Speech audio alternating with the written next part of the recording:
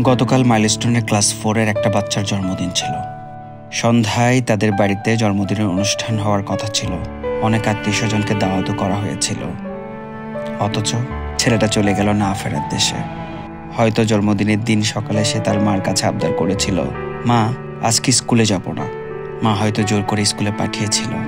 বিমান বিধ্বস্ত হওয়ার ওই সময়টায় ছেলেটা হয়তো ভাবছিল বাসায় ফিরে মায়ের হাতের মজার মজার রান্না খাবে।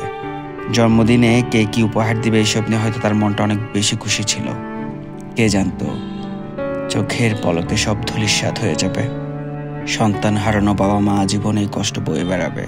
তারা নিষ্প্রাণ হয়ে এই দুঃসহ যন্ত্রণা স্মৃতি বুকে নিয়ে বেঁচে থাকবে বাকিটা জীবন।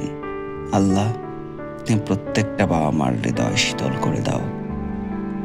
এ শোক সইবার তৌফিক দান করুন। আমিন।